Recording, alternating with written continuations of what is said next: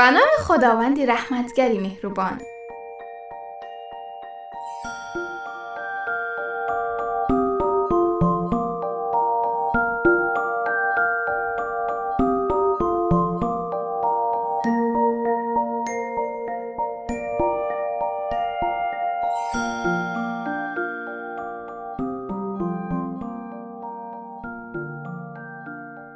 سلام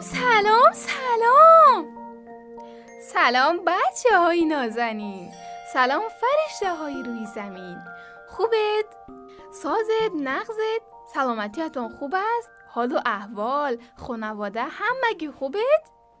امیدوارم همه‌تان خوب باشید و مواظب خودتان باشید از این ویروسی که آمده است.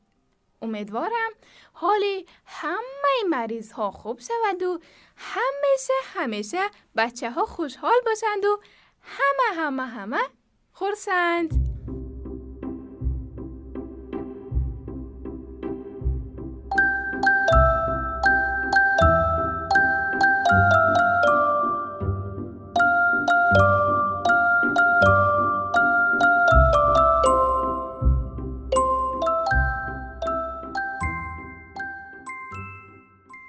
بچه های عزیز، اینجا رادیو مهر، صدای کودک.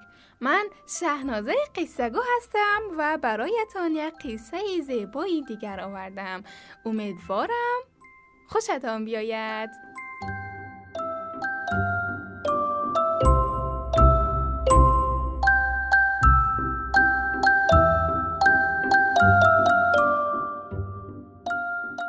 میدانید امروز برایتان یک قصه کوتاه ولی جالب میخواهم بخوانم.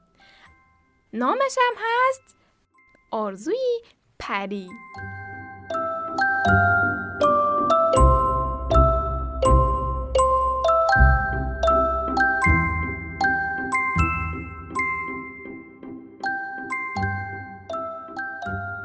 بود نبود در یک دهکده سرسبز و زیبا مزرعه‌ای وجود داشت.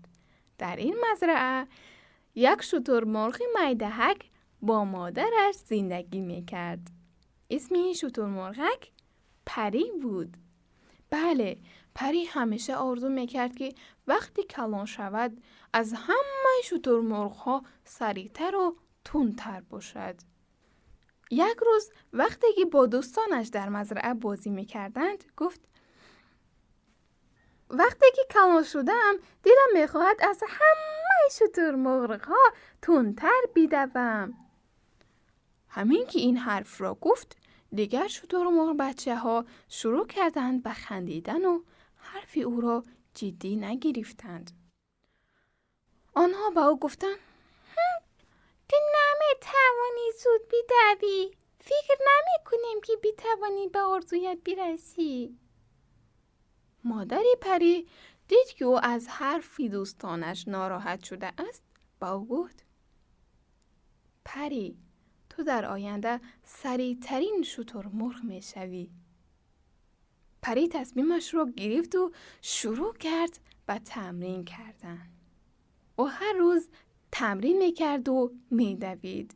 ولی متاسفانه هر وقتی که دوستانش را می دید با او می خندیدند.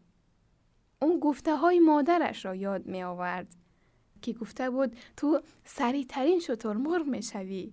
برای همین بعد از مدتی کوتاه به مسابقه دوندگی شترمرغ ها شرکت کرد. ولی اون نتوانست موفق شود. خیلی ناراحت شده بود و پیش مادرش رفت. به مادرش گفت: من دیگر تمرین نمی کنم.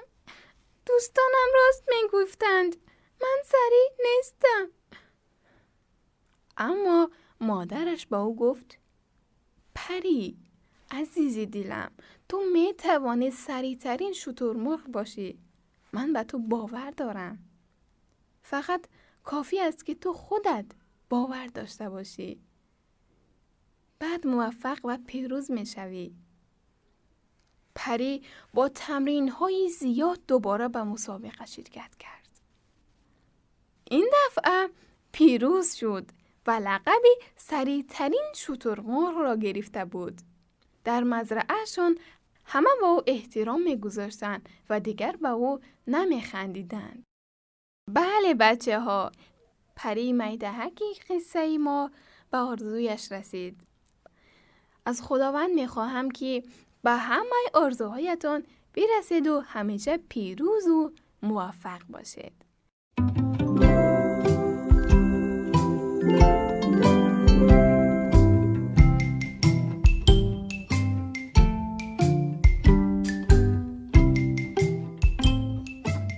بچه ها، اگر قصه ها برایتان پسند بیاید یا اگر می خواهید که چیزی در مورد قصه ها بگویید، می توانید نظر خودتان را به ما بفرستید. تا قصه کوتاهی دیگر و برنامه دیگر شما را به خداوند می سپارم. خدا یار و نگهدار شما. خدا حافظ.